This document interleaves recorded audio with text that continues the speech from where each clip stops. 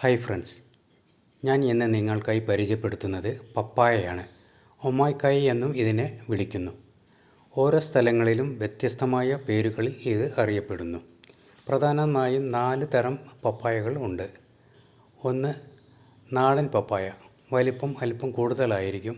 മിതമായ രുചിയുള്ളതും സാധാരണ വീടുകളിൽ കാണപ്പെടുന്നവയാണ് ഇത്. രണ്ടാമതായി, റെഡ് ലേഡി പപ്പായ. വ്യാപാരാടിസ്ഥാനത്തിൽ കൃഷി ചെയ്യുന്നു. പെട്ടെന്ന് കായ്ക്കുന്നതും അകം ചുവപ്പ് നിറമുള്ളതുമായ നല്ല മധുരമുള്ള ഇനമാണ് റെഡ് ലേഡി പപ്പായ. മൂന്നാമതായി, തായ്ലൻഡ് പപ്പായ. ഇത് തായ്ലൻഡിലാണ് സാധാരണയായി കണ്ടുവരുന്നത്. എന്നിരുന്നാലും നമ്മുടെ നാട്ടിലും സുലഭമായി കൃഷി ചെയ്യുന്നുണ്ട്. നീളം കൂടിയ പഴമായിരിക്കും ഇതിൻ്റേത്. പച്ചയിൽ സലാഡിന് ഉപയോഗിക്കുന്നു. പഴുത്താൽ നല്ല മധുരമായിരിക്കും. നാലാമതായി, സോളോ പപ്പായ. ഇത് വളരെ ചെറിയതായിരിക്കും. നല്ല മധുരവും ഉണ്ട്. അതിനാൽ തന്നെ ഇത് ജ്യൂസായി ഉപയോഗിക്കുന്നു. പപ്പായ ഒരു പോഷകസമൃദ്ധമായ പഴമാണ്.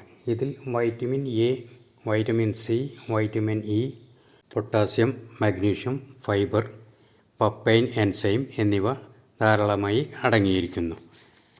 ഇതിലെ പപ്പൈൻ എൻസൈം ഭക്ഷണം ദഹിക്കുവാൻ സഹായിക്കുന്നു. കൂടാതെ ഫൈബർ മലബന്ധം കുറച്ച് കുടലിൻ്റെ പ്രവർത്തനം മെച്ചപ്പെടുത്തുന്നു. ഇതിലെ വൈറ്റമിൻ സി പ്രതിരോധശേഷി കൂട്ടുവാൻ സഹായിക്കുന്നു.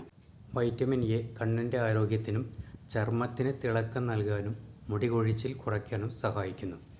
ഇതിലെ പൊട്ടാസ്യം ഹൃദയാരോഗ്യത്തിനും ആൻറ്റി ഓക്സിഡൻറ്റുകൾ ശരീരത്തിലെ ഇൻഫ്ലമേഷൻ കുറയ്ക്കുന്നതിനും സഹായിക്കുന്നു.